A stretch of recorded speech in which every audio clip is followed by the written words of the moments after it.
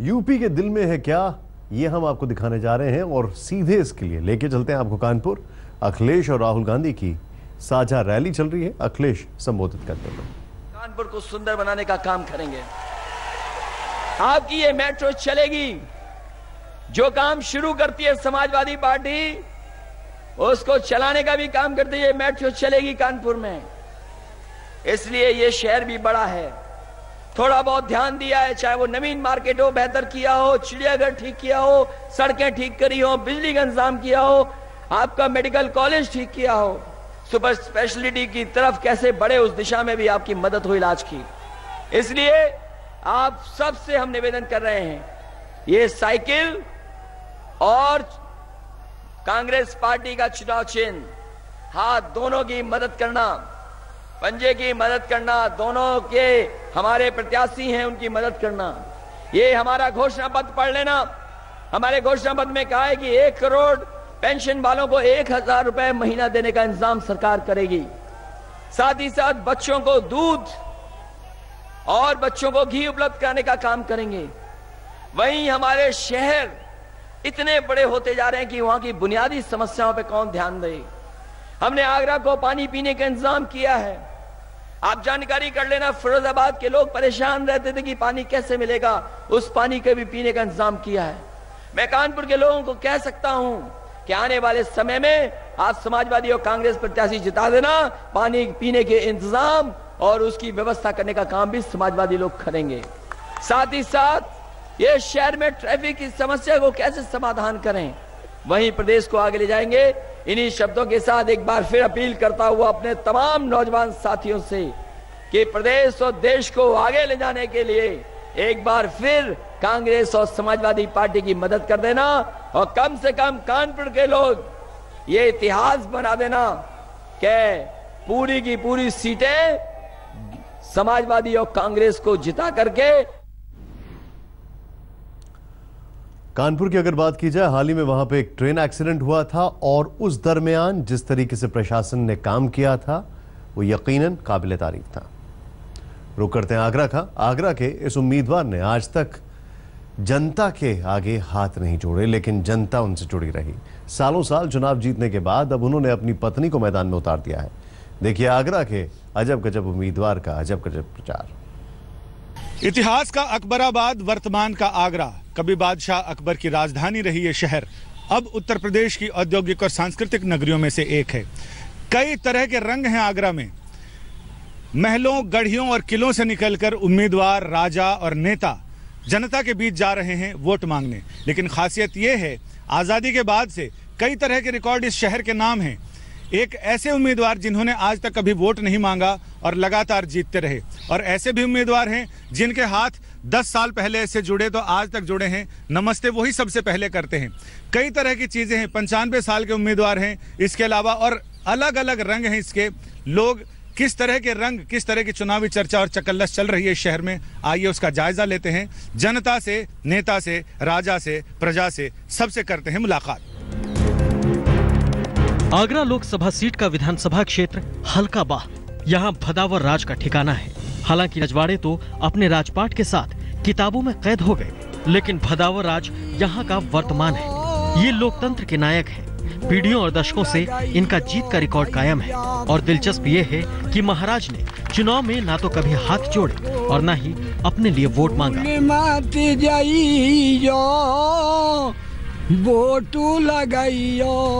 बाह के महाराज भदावर महेंद्र अरमिंदर सिंह चुनाव प्रचार के लिए जिस गांव में जाते हैं, वहां दालान पर उनके लिए तख्त लग जाता है। स्वागत सत्कार में कहीं कोई कमी नहीं रहती। भेंट भी न्यौछावर होती है और जयकारे भी लगते हैं। महाराज सिर्फ दर्शन देते हैं, बाकी वोट मांगने से लेकर वोट देने तक का काम जनता करती है। महाराज लोकतंत्र में राजा प्रजा के इस अद्भुत रिश्ते का गवाह बनते हैं। जी तो चुगुल चढ़े शंकर पे साइकिल भाई पुरानी।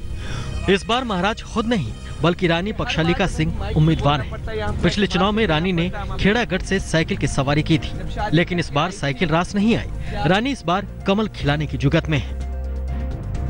जहाँ मन मुटाव है, जहाँ आदमी परेशान है, जहाँ आदमी को लगता है कि मैं आपसे आप तक पहुंच नहीं हो सकती है, मैं उन चीज़ों को दूर करने की कोशिश में हूँ और हर आदमी को समझाने की कोशिश में हूँ कि ये जो कमियां आप पा रहे हो, मैं स्वयं उनको दूर करने की कोशिश करूंगी। रानी भी बीजेपी की बात बताती हैं, सरकार की उपलब्धियां गिनाती हैं और सीधे सीधे वोट वो भी नहीं मांगती। महाराज भदावर जिंदाबाद। आस्था भी इसी परिवार में है और जो ताकत और मजबूती हम लोग को मिलती है इस क्षेत्र से ही मिलती है, इस क्षेत्र की जनता से ही। धूल उड़ाती गलियों के काफिले कम हो जाए और नारों के शोर थम जाए, इससे पहले आगरा शहर भी झांकते चले। आगरा उत्तर के बीजेपी उम्मीदवार जगन गर्ग 5 चुनाव में जीत चुके हैं। इस बार फिर ताल ठोककर वो मैदान में उतरे हैं, लेकिन ये ताल जांग पर नहीं, हथेलियों पर ही ठोकते हैं, बल्कि ताल मिलाते हैं। हाथ जुड़ गए तो छूटते नहीं। यही जगन गर्ग का कमाल है और जीत का राज भी। हाथ जोड़ने का था और थोड़ा दबके चलने का हमारा स्वभाव है। हम कभी कार्यकर्ता से कर रही आवाज में नहीं बोले हैं ना बोलेंगे, क्यों कि कार्यकर्ता ही हमको जीत दिलाता है। कभी कोई अधिकारी से किसी को काम कराना होता है तो मुझसे कहते हैं यार अधिकारी से हल्का के बात करना, मैंने कभी हल्का था, मेरे काम होते हैं। चुनावी मौसम में जहां हर उम्मीदवार दिन रात भागदौड़ में लगा रहता है, वहां जगन अपनी दुनिया में मगन है। कहते हैं कि मेहनत वो करें जो इम्तिहान के वक्त पढ़ने बैठते हैं। हमारा तो कोर्स कब का पूरा हो चुका है। मैं पूरे 5 साल मेहनत करता हूँ, जनता के बीच रहता हूँ और कभी मैं दिन में आराम नहीं करता। तो मैं परीक्षा के टाइम में अलग से फिर तैयारी नहीं करता। इस समय भी मैं 6 बजे उठूंगा, रात के 12 बजे तक सो जाऊंगा।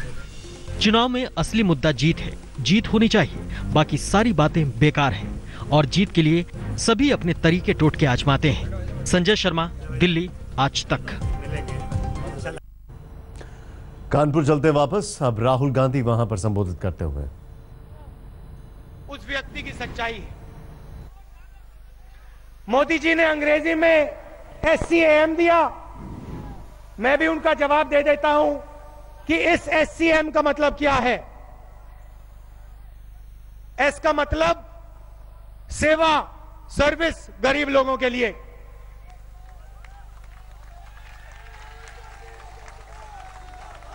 C का मतलब करेज,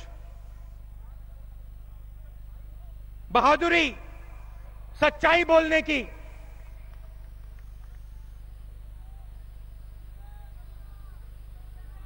A का मतलब एबिलिटी,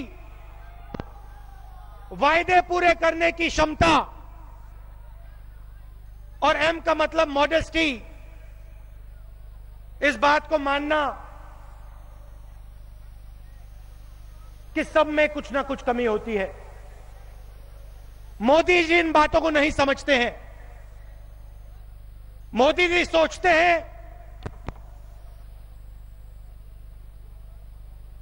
कि नरेंद्र मोदी जी सिर्फ एक व्यक्ति हैं हिंदुस्तान में, पूरी दुनिया में, जो सब कुछ जानते हैं। नरेंद्र मोदी जी सोचते हैं कि बाकी हिंदुस्तान की जनता कुछ नहीं समझती, उनसे जो झूठ बोलना है बोल दो,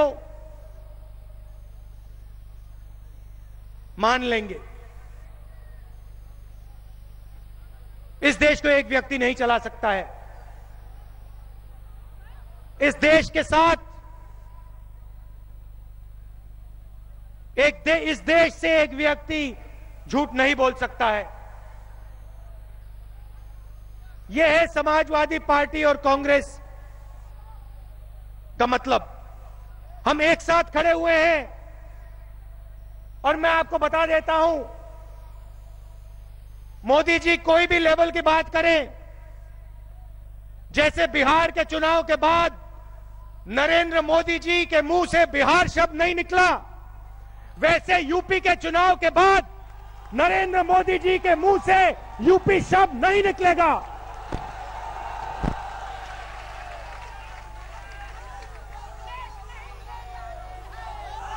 हिंदी में शमशेर बहादुर सिंह जी की लाइनों से मैं आपको थोड़ा सा बताना चाहता हूं। मैं हिंदी और उर्दू का दुआब हूं। मैं हिंदी और उर्दू का दुआब हूं। मैं वह आईना हूं जिसमें आप हैं। हमारा यह गठबंधन यूपी के भविष्य का आईना है। इस आईने में यूपी का युवा, यूपी की महिलाएं, यूपी का किसान अपने चेहरे को देख पाएगा। इसके दिल में जो है, किसान के दिल में जो दर्द है, युवाओं के दिल के अंदर जो है, महिलाओं के अंदर जो दर्द है, उनके लिए यह सरकार बनेगी। और जो भी यह सरकार करेगी, पहले युवाओं के भविष्य के लिए, महिलाओं के लिए, किसानों के लिए, गरीबों के लिए करेगी।